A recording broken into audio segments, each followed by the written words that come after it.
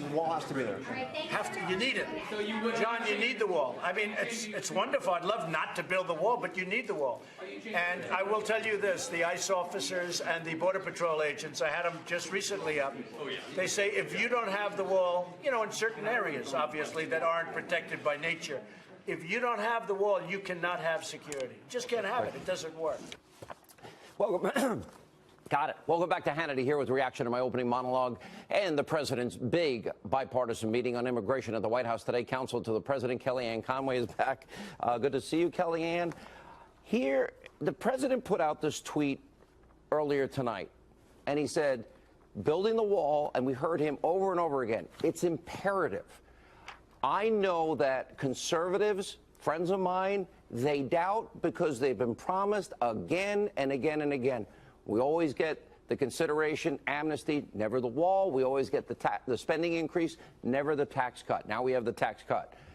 People want to see that wall. They want to see some of it by November. Everyone in that room today, everyone watching now, knows where the president stands on the wall. He just repeated it for you, live and in person in front of the entire world to see, Sean. Yep. The wall is an imperative. And the wall, the president made clear today, because he's conferred with those literally on the front lines who want this wall.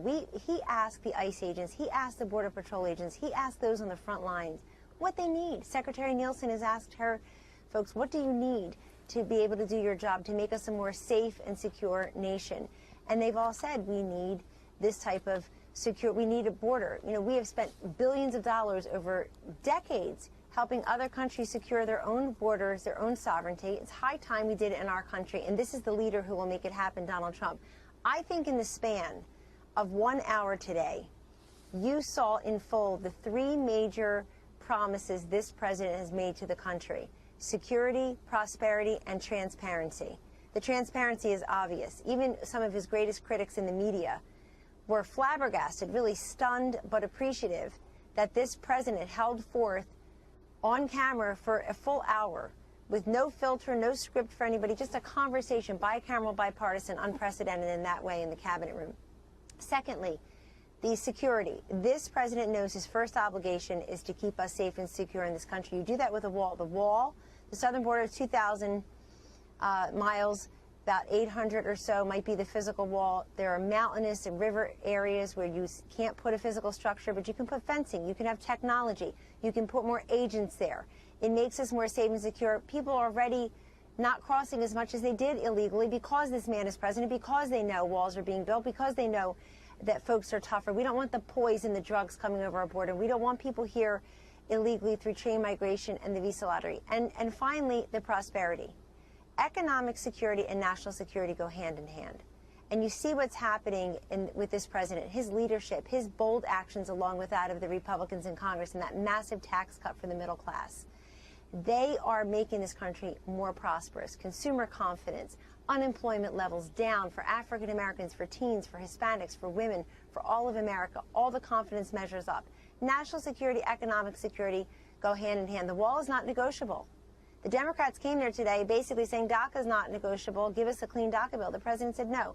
The wall, DACA to be considered the wall, but also an end to chain migration, which accounts for about 9.3 million resettled in the population a year. But you know, one person comes here and you get about 7 family members. Some sending countries send upwards of 20 members. It has to stop. When I showed the tape of Chuck Schumer, then there's Bernie Sanders, then there's Hillary Clinton, then there's Barack Obama. Yes. You know, all these Democrats, they basically sound like Donald Trump. But now, because Donald Trump supports it, they can't possibly support it. Only if the anointed one, Obama, maybe if Oprah supported it, they support it. And so is it just opposition to this president for the sake of opposition? And the other point is, all these days, I saw a president in command of the facts, leading, opening up transparency like we never had before today, and that's what made it so fascinating. It was, and those of us who work there see that every day on a regular basis. He really enjoys a discussion. He welcomes dissent and he welcomes discussion. This president takes many different inputs and ideas, and he makes the final decision. He was the one elected here, after all. But I think what you saw on full display today is very similar to what we see on an ongoing basis at this White House.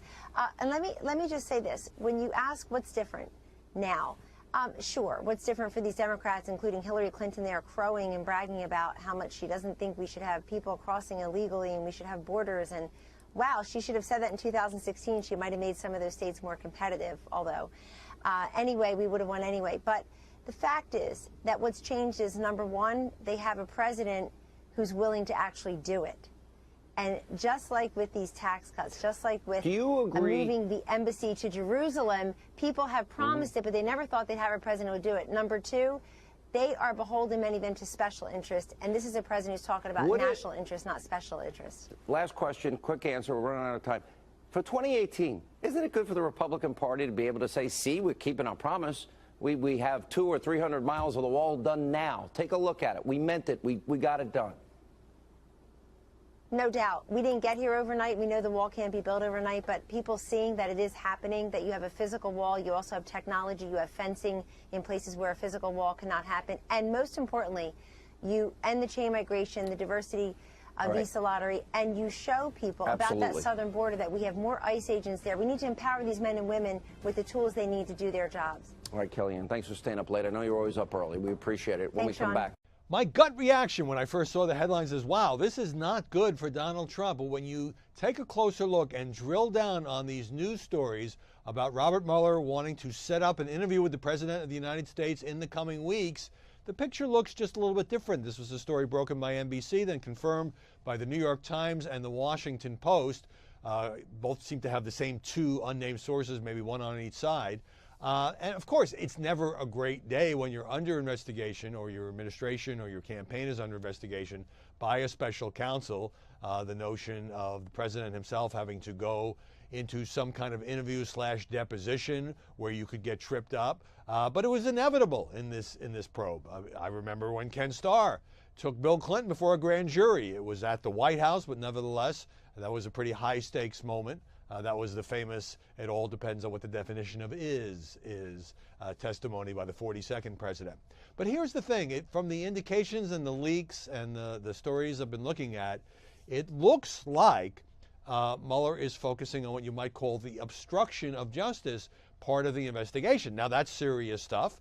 Obstruction of justice was one of the charges in the House Judiciary Committee vote of impeachment against Richard Nixon. But it has to do mainly with whatever conversations the president may have had with Mike Flynn, his former national security advisor, who of course has pleaded guilty to lying to the FBI about his contacts with the Russian ambassador and perhaps others, as well as the firing of Jim Comey. But the thing about the firing of James Comey, whether it was a smart move politically or not, whether it was because of the Russia investigation or not, is the president does have the power, the authority to remove the FBI director for any reason. But here's the larger picture. This whole thing, the investigation, the thing that Trump says is a witch hunt and fake news and all of that, it's about Russian collusion. But it seems so far, based on this seemingly endless probe by Mueller, that he hasn't got much on Russian collusion. Of all the, the indictment of Manafort, the Flynn guilty plea, except for the deal with George Papadopoulos, that low-level advisor, mostly doesn't seem to be about collusion. So you have the unusual circumstance of Robert Mueller potentially could either bring charges or write a scathing report to Congress about people around the president, maybe the president himself, trying to cover up something where the underlying crime is not proven. The underlying crime alleged being collusion, which Trump has said over and over and over again that there was no collusion, at least on his part, with Russia. But the other thing, the other reason this might be good news and might end up vindicating the White House strategy of cooperating with Mueller. The president has been respectful toward him, hasn't said he's going to fire him. The White House lawyers, led by Ty Cobb, have been respectful toward Mueller's lawyers. This would indicate that maybe Mueller is getting close to wrapping things up, because any prosecutor, you don't go to the potential highest target of the investigation until you've got all your ammunition, all your ducks lined up. That's one of the last things that you do. Now, we could always extend, depending on what he finds. Maybe he's got evidence that we have no idea about that somehow hasn't leaked. But if Mueller, in fact, is moving into the final phase, and there is no charges about, any more charges about collusion, then that might indicate that rather than this thing dragging on for another year and 2 years and casting a lengthy shadow over the White House, we might just be getting toward the end game. And if that happens, in a weird way, sitting down with Mueller could end up being good news for the president. But of course, we have to wait and see what Mueller's got, how that testimony goes if it happens. Is it going to be in written form, face-to-face? And what, I'm not saying there won't be more twists and turns, but it does suggest the special prosecutor might be getting closer to finishing up his work. Let it go, make my body go, make our bodies high.